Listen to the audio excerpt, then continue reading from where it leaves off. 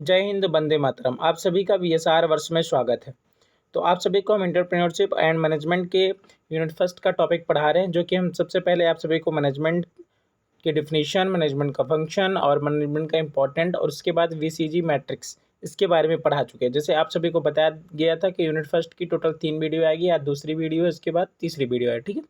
इसके बाद आप सभी को यूनिट 3, 4, 5th पढ़ाया जाएगा। इसके साथ साथ आप सभी प्ले लिस्ट में जाके कंप्यूटर इंटीग्रेटेड मैन्युफैक्चरिंग और कंप्यूटर एडेड डिज़ाइन के बारे में पढ़ सकते हैं। पूरी वीडियो फर्स्ट यूनिट से लेकर लास्ट यूनिट तक है, जो कि आपको इंडस्ट्रियल इंजीनियरिंग के 8th सेमेस्टर में मिलती है और मैकेनिकल इंजीनियरिंग में भी मिलता है। इसके साथ साथ साथ हमारा प्रयास है कि हम आप सभी को इंडस्ट्रियल इंजीनियरिंग के फर्स्ट चैप्टर से लेकर लास्ट चैप्टर तक पढ़ाएं, ठीक है, जो कि फर्स्ट ईयर से लेकर लास्ट ईयर तक, ठीक। तो चलिए शुरू करते हैं। क्या एंटरप्रेन्योरशिप एंड मैनेजमेंट का आज का टॉपिक शॉर्ट एनालिसिस। हाँ, तो शॉर्ट एनालिसिस होता क्या है, ठीक। सबसे पहले ये देखेंगे SWOT ये होता क्या है, क्या शो करता है। SWOT एस क्या शो करता है, स्ट्रेंथ। मतलब किसी भी चीज़ को अगर हम करने जाएंगे तो उसकी स्ट्रेंथ चेक करेंगे, कंपनी में क्या स्ट्रेंथ है उसकी, ठीक। उसकी वीकनेस के बारे में जानेंगे कि उसकी वीकनेस क्या चल रही है। फिर उसके बाद अपॉर्चुनिटी क्या है उस कंपनी की, कि मतलब कैसे बढ़ेगी। फिर उसके बाद थ्रेट्स क्या हैं, ठीक है। तो ये सब क्या हो गया, शॉर्ट एनालिसिस, ठीक। ये बहुत ही इंपॉर्टेंट टॉपिक है यूनिट फर्स्ट का, जो कि मैनेजमेंट का है। तो सबसे पहले आप इसको भी 2x2 मैट्रिक्स में बना सकते हैं। सबसे पहले हेल्पफुल, हार्मफुल, फिर उसके बाद एक्सटर्नल ऑरिजिन और इंटरनल ऑरिजिन, ठीक। तो SWOT शॉर्ट एनालिसिस इसे कहा जाता है। सबसे पहले स्ट्रेंथ में क्या क्या था, जैसे कि things your company does well, मतलब जो आपके कंपनी में जो थिंग्स मतलब वो अच्छा कार्य कर रहे हैं, ठीक। फिर उसके बाद क्या है कि qualities that separate your from your competitor, ठीक। मतलब क्वालिटीज़ जो है वो अच्छी होनी चाहिए। उसके साथ इंटरनल जो रिसोर्सेज है, जैसे स्किल्स है, नॉलेजफुल हो इंसान होना चाहिए।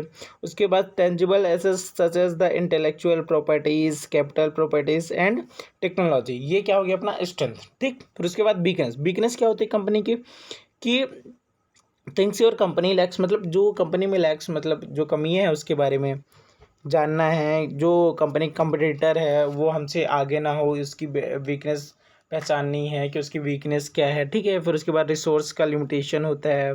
फिर अनक्लियर यूनिक सेल्फिंग प्रमोट, ठीक। फिर उसके बाद अपॉर्चुनिटीज़ क्या होती है, understand market for specific product, ठीक। Few competitor in your area, मतलब ये देखना पड़ता है कि कितने कंपटीटर हमारे एरियाज़ में हैं। Emerging need for your product और द सर्विसेज, ठीक।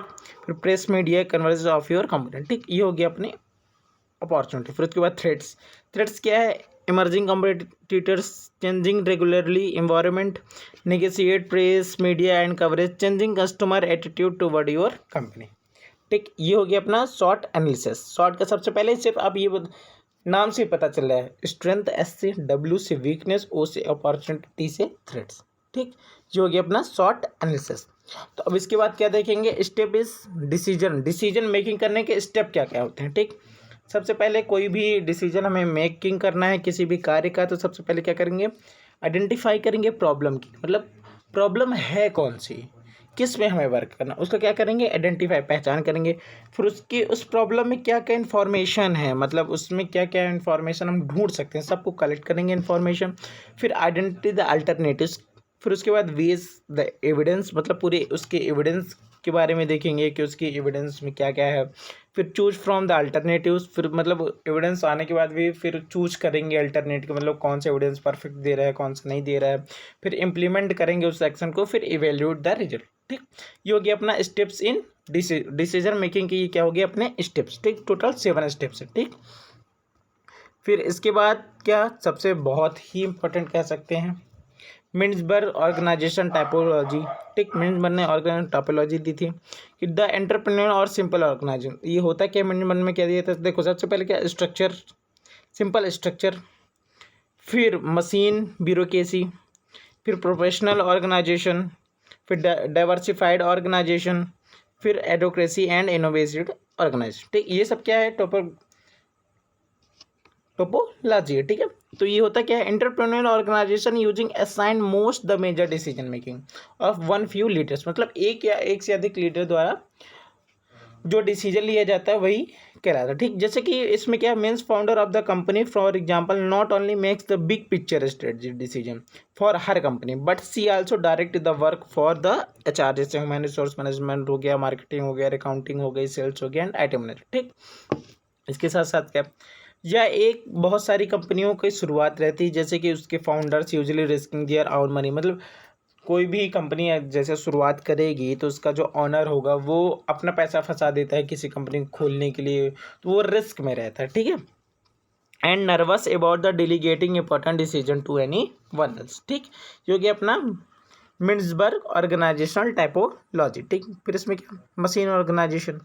मशीन ऑर्गेनाइजेशन क्या होता है, ये एक ऑर्गेनाइजेशन के टाइप है जो कि rules, policies, guidelines, operating method and reporting procedures करता है। ठीक है, मतलब ये सब बनाता है कि इसमें रूल्स क्या होंगे, पॉलिसीज़ क्या होगी इस कंपनी की गाइडलाइंस क्या होगी।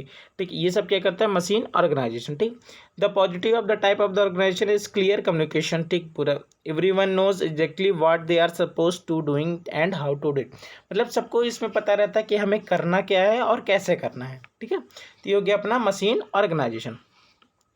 मशीन ऑर्गेनाइजेशन के बाद आपको प्रोफेशनल ऑर्गेनाइजेशन। ठीक, प्रोफेशनल ऑर्गेनाइजेशन क्या है, एक बिजनेस का रिलियंट और मोर फ्यू एक्सपर्ट और मतलब इसमें क्या होता है कि एक या एक से अधिक मतलब कम जो एक्सपर्ट होते हैं इस फील्ड के, इसके बारे में बताते हैं। ठीक, कंपनी की मतलब कंपनी कैसे वर्क करेगी, कैसे आगे चलेगी, इसके लॉज बनाते हैं, इसके स्कूल्स, कंसल्टिंग फर्म होती है, इनिशिएटिव टेक कंपनीज होती हैं। ठीक है, उसके बाद क्या अपना डिविजनल मतलब डिविजनल ऑर्गेनाइजेशन, कुछ कंपनियां होती हैं जो कि बहुत सारे बिजनेस लाइन्स को फॉलो करती है, सेल प्रोडक्ट करती हैं, सर्विसेज करती हैं, दे आर सो डिफरेंट, मतलब अलग अलग तरह के सेल्स प्रोडक्ट बनाती हैं फिर उसको बेचती हैं। ठीक है, each unit different operators independent, मतलब अलग अलग तरीके से।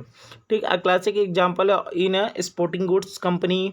ठीक, जैसे कि जो कंपनियां स्पोर्टिंग गुड्स बनाती है उसमें स्पोर्ट्स में कितने सारे आते हैं स्पोर्ट्स, क्रिकेट हो गया, वॉलीबॉल हो गया, बैडमिंटन हो गया, सबकी, गोल्फ हो गया, टेनिस हो गया, सॉकर्स हो गया, बेसबॉल डिवीजन, ये सब क्या हो गया डिविजनल ऑर्गेनाइजेशन। ठीक, फिर इनिशिएटिव ऑर्गेनाइजेशन क्या होता है, ये एंटरप्रेन्योर ऑर्गेनाइजेशन से ये अलग है, होता है थोड़ी। ठीक, farmer refers for more control by new founder, मतलब इसमें जो न्यू फाउंडर्स वगैरह होते हैं इसका पूरा कंट्रोल वो रखते हैं। ठीक है, while the latter refers emphasis the counting of the product development, initiative organization often bring in temporary staff to create a new product or service. ठीक, एक्सप्लेन बिजनेस, मतलब इसमें कोई भी आके मतलब कोई न्यू फाउंडर आ गया, फिर कोई नया मैनेजमेंट आ गया, उसको कोई भी कार्य अच्छा नहीं लग रहा है तो वो चेंज कर सकते हैं, इनोवेटिव कर सकता है उस। ठीक है, ठीक, अब उसके बाद line and staff of organisation.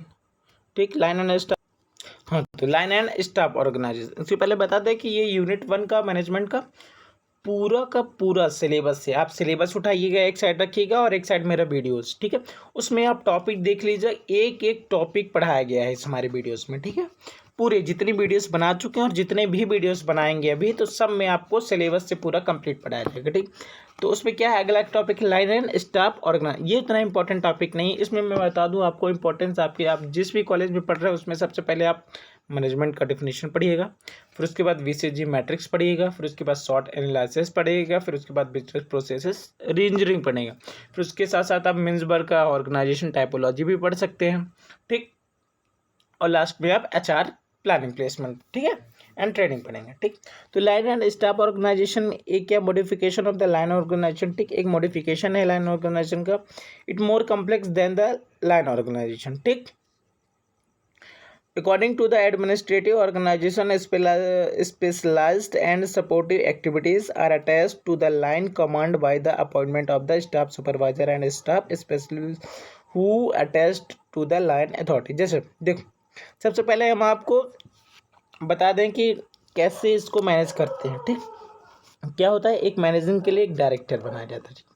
किसी भी कंपनी में आप जाएंगे तो क्या होगा, एक डायरेक्टर होगा। ठीक, फिर उसके बाद एक क्या होगा, प्रोडक्शन मैनेजर, प्लांट सुपरवाइजर, फिर फोरमैन। ठीक, वो उसके अंदर आएंगे, प्रोडक्शन मैनेजर के अंदर आएगा प्लांट सुपरवाइजर के अंदर आएगा अपना फोरमैन। ठीक, फिर एक प्रोडक्ट मतलब कोई भी कार्य करते हैं तो उसका प्रोडक्ट करते हैं, फिर मार्केटिंग करते हैं, फिर उसका फाइनेंस वगैरह देखते हैं क्या कैसे हो रहा है उसका बजट। ठीक, तो ये प्रोडक्शन मैनेजर के अंदर आ गया। फिर मार्केटिंग मैनेजर के अंदर कौन आएगा, मार्केट सुपरवाइजर और सेल्समैन, ठीक। फिर उसके बाद फाइनेंस मैनेजर के अंदर कौन आएगा, चीफ असिस्टेंट एंड अकाउंटेंट, ठीक। तो ये हो गया लाइन एंड स्टाफ ऑर्गेनाइजेशन का डायग्राम भी कह सकते हैं इसको, ये फिर मेथड बता सकते हैं। Feature of the line and staff organization के फीचर्स क्या, देखो there are 2 types of the staff, ठीक। 2 प्रकार का स्टाफ, एक स्टाफ असिस्टेंट होता है और एक स्टाफ सुपरवाइजर। स्टाफ असिस्टेंट के अंदर जो है managing director, secretary and marketing manager, ठीक। और स्टाफ सुपरवाइजर के अंदर operation controller manager, quality control manager और ये PRO, ठीक। ये हो गया अपना features of the line and staff organisation का। फिर दूसरा क्या है, line and staff organization comprise of the line organization, it is more complex than line constant, ठीक।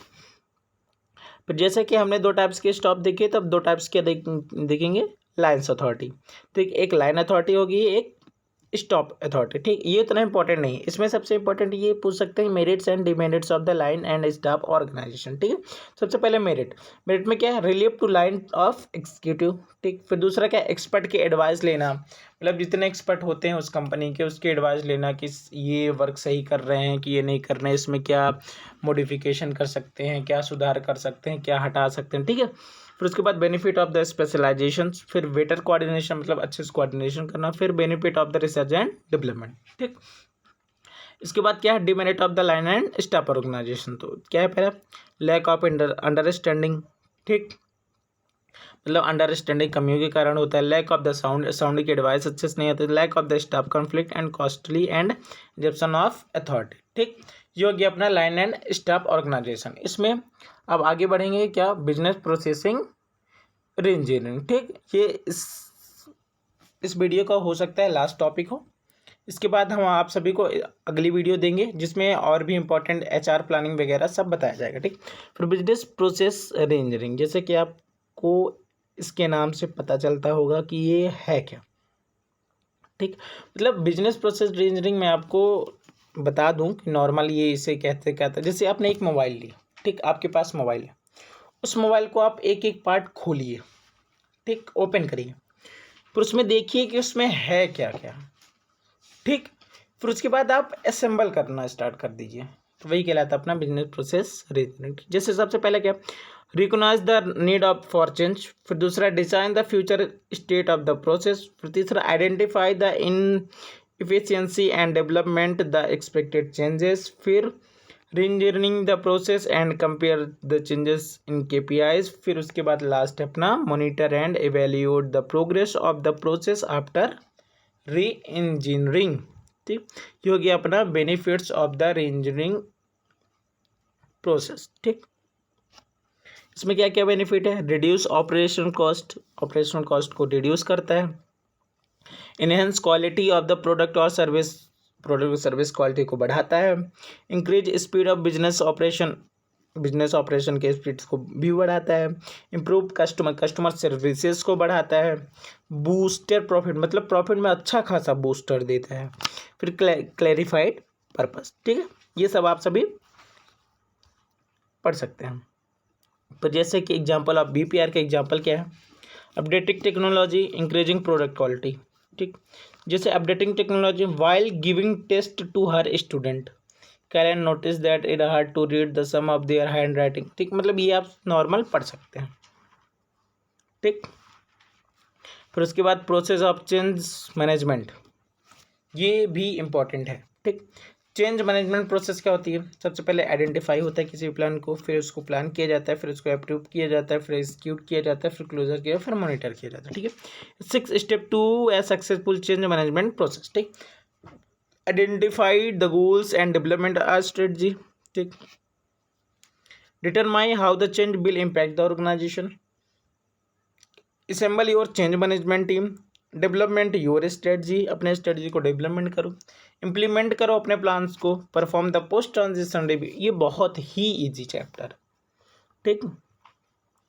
उसके बाद यही जो आपने आपको पढ़ाया देयर आर 6 टाइप, उसके बारे में ये बताया गया है कि identify the goal and development strategy, फिर determine how the change will the impact of the organisation, assemble your change management team, development your strategy, implement your plans and performing a post transition review. तो आप engineers हैं तो आपको एक topic बता दिया जाए तो आप उस टॉपिक में आपको बोला जाए तो 10 पेज के आप 15 भी पेज लिख सकते हैं। ये इंजीनियर्स की खासियत होती है, ठीक है। तो इसीलिए हम आप सभी को नॉर्मल हेडिंग बता रहे हैं, जिससे आपको अगर नहीं समझ में आ रहा है तो स्क्रीनशॉट लेके वीडियो पॉज करके, अगर वीडियो क्वालिटी आपको नहीं समझ में आ रही है तो यूट्यूब में ये फैसिलिटीज़ है कि आप उसको हाई क्वालिटी में देख सकते हैं। अगर वीडियो ज़्यादा फास्ट हो रही है तो आप उसको स्लो कर सकते हैं, स्लो हो रही है तो उसको फास्ट कर सकते हैं, ठीक है, अपने हिसाब से कर लीजिएगा। और ये दूसरे वीडियो का लास्ट टॉपिक है जो है मैनेजमेंट वर्सेस लीडरशिप। लीडरशिप और मैनेजमेंट में क्या होता है, ठीक। मैनेजमेंट सबसे पहले देखेंगे, मैनेजमेंट और लीडरशिप, ठीक। मैनेजमेंट क्या होता है, टास्क ओरिएंटेड होता है, मतलब जो टास्क दिया जाता है उसके ओरिएंटेड काम करता है, ठीक। पर लीडरशिप क्या होता है, पीपल ओरिएंटेड, मतलब जो पीपल बोलेगा वही किया जाएगा, ठीक। मैनेजमेंट क्या हो जाए, ट्रांजैक्शनल होता है, पर लीडरशिप ट्रांसफॉर्मेशनल होता है, ठीक। मैनेजमेंट में क्या होता है, doing things right, doing the right things, ठीक। फिर उसके बाद क्या होता है मैनेजमेंट में, events and task, and leadership में एटीट्यूड्स एंड बिहेवियर्स, ठीक। फिर रेशनल थिंकिंग मैनेजमेंट में होती है अपनी, पर उसमें क्या होती है, इस इंस्पायरेशनल एंड विजनरी थिंकिंग, ठीक है। इसमें क्या इंस्ट्रक्ट पीपल को इंस्ट्रक्शन दिया जाता है, पर उसमें क्या इमोशनल इंटेलिजेंट, ठीक। फिर उसके बाद क्या है, कॉग्निटिव इंटेलिजेंट इसमें होता है, उसमें इमोशनल इंटेलिजेंट होता है। फिर reels on authority, push approach and status Q, ये होता है अपने मैनेजमेंट के। उसमें क्या होता है, आज पीपल से पूछा जाता है कि क्या करें क्या ना करें, पूरा अपना अप्रोच दिया जाता है। फिर रिस्क टेकिंग भी होता है लीडरशिप, ठीक है। तो ये हो गया लीडरशिप वर्सेस मैनेजमेंट, ठीक। ये पूछता है आप सभी को, ये क्वेश्चन पूछता है लगभग, मतलब 2-3 सालों में आप देखेंगे PYQ उठा के, तो आपको ये मिल जाएगा। और हमारा प्रयास है कि जैसे हम आप सभी को सिलेबस से पढ़ा रहे हैं, उसके साथ साथ हो सकता है कि आप सभी को हम प्रीवियस ईयर के क्वेश्चन भी पूरे 2018 से लेकर 2023 तक के सॉल्व कराएं। तो आप सभी का बहुत बहुत धन्यवाद। अगर वीडियो अच्छी लगी हो तो लाइक, शेयर और सब्सक्राइब कर सकते हैं, और कमेंट भी कर सकते हैं। अगर कुछ वीडियो में मिस्टेक हो रही है तो उसके लिए सॉरी। और वीडियो आपको अच्छी लग रही है तो लाइक और शेयर कर दीजिएगा। इसके बाद हम आप सभी को पढ़ाएंगे सेकेंड यूनिट। अभी इसका एक वीडियो और आएगी फर्स्ट यूनिट की, उसके बाद second, third, fourth and fifth. और आप सभी को कंप्यूटर इंटीग्रेटेड मैन्युफैक्चरिंग और कंप्यूटर एडेड डिजाइन के बारे में पढ़ना है, तो आप सब लोग हमारे प्लेलिस्ट में जाकर चेक कर सकते हैं, ठीक। और CUET का सिलेबस भी डल चुका है MBA का, और हमारा प्रयास है कि जल्द से जल्द आप सभी को LLB का भी सिलेबस बताया जाएगा, ठीक है। तो आप सभी का बहुत बहुत धन्यवाद। जय हिंद।